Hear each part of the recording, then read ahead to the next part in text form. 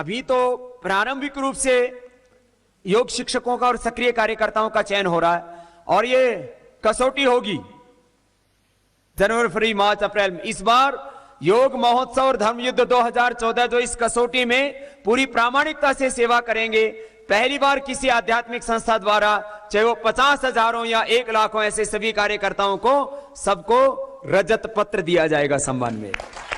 ये सभी अभी तो जिला समितियों को दे रहे हैं, बाद में इंडिविजुअल देंगे एक एक शिक्षक को। जैसे कहीं कोई सम्मान मिलता है तो उसको व्यक्ति जो है ना हमेशा के लिए उसको जस संजो के रखता है, उसको एक यादगार के रूप में रखता है।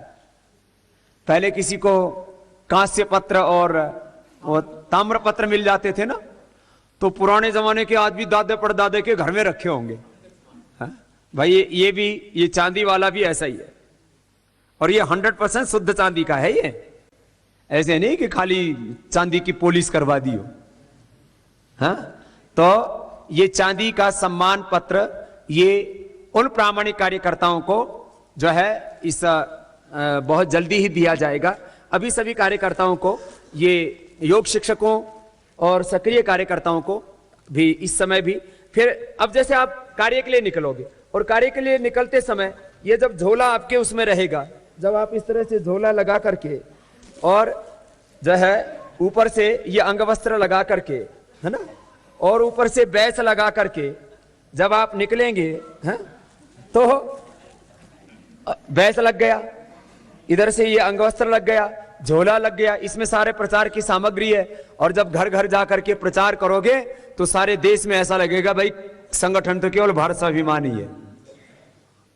और इतना ही नहीं, फिर घर घर जाकर के लोगों से पूछ करके स्टिकर लगाना उसके, और घर में झंडा, चारों तरफ ऐसा वातावरण बनेगा, ये घर घर के ऊपर भारत स्वाभिमान के झंडे। क्योंकि कोई भी राजनीतिक पार्टी का झंडा लगाने में व्यक्ति बहुत गौरव की अनुभूति नहीं करता है।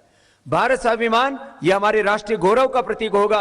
ओम का झंडा ऊंचा रहेगा, देश का सेवा और सम्मान स्वाभिमान का झंडा ऊंचा रहेगा।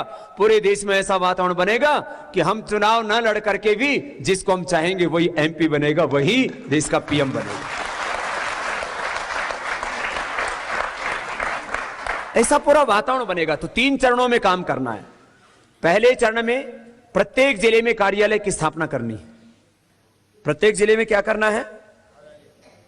प्रत्येक जिले में कार्यालय की स्थापना करनी है आपको, और उसके लिए कार्यालय प्रभारी की नियुक्ति करनी है आपको। यह काम तो जाते ही करना है, हा? यह काम तो आपको जाते ही शुरू कर देना है। कार्यालय प्रभारी की नियुक्ति, कार्यालय तय करना है। क्योंकि अभी तक बहुत जगहों पर कार्य ऐसा हो रहा है कि कार्यालय किसी कार्यकर्ता ने अपने घर में खोला हुआ है। अब व्यवस्थित रूप से यदि हमारा कोई सक्रिय कार्यकर्ता, इस अनुष्ठान के प्रति श्रद्धा रखने वाला कोई समर्पित कार्यकर्ता अपना ऑफिस भी देना चाहेगा, तो व्यवस्थित रूप से ऑफिस होगा, उसके ऊपर एक ही जैसा पूरे देश में साइन बोर्ड होगा। और उसके लिए एक सेवा सहयोग संगठन से भी दिया जाएगा। 3 जगह से मैं सहयोग लेगा, स्वयं से, संगठन से और समाज से। और आपको इतना सहयोग मिलेगा जिसकी आपने कभी कल्पना भी नहीं की थी। और आपको एक एक जिले में जिला कार्यालय, जिला प्रभारी की नियुक्ति, और फिर समितियों को इतना मजबूत बनाना है।